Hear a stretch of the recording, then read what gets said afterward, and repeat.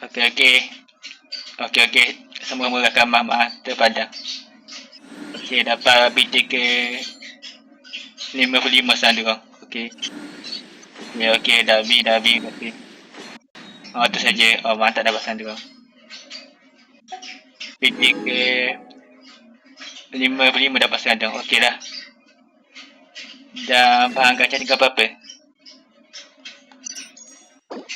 Tinggal 215 kali gacha lagi. Okey dah. Simpan untuk kita yang tunggu.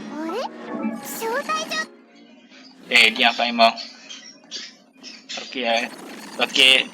Masuk. Nak kereta. Bawah sekali jauh. Okey, ni sandera. Okey, lepas sandera saya pilih. Lepas sandera dia pilih yang ni. Panjang. Mana ni? Okey. Artifak dia. Bakal artifak baru. Ni artifak baru.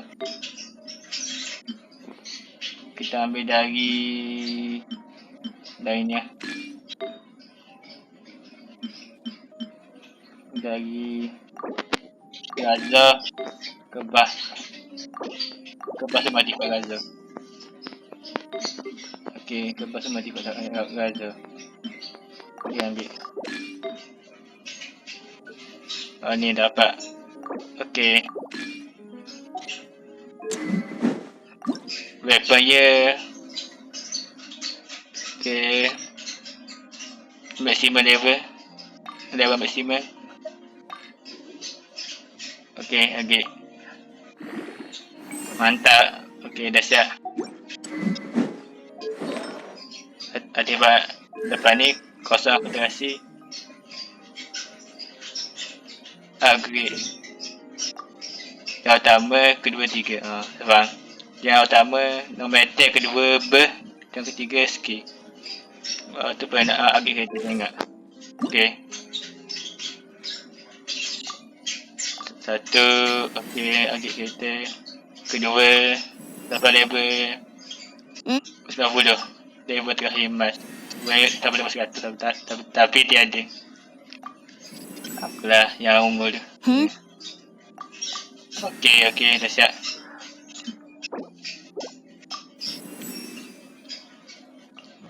Mantap. Okey, level 70. Batu tak cukup.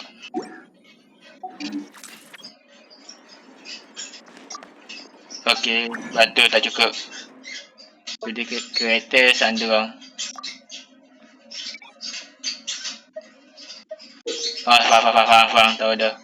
Level maksimum, batu berapa? Batu 10 ke 14.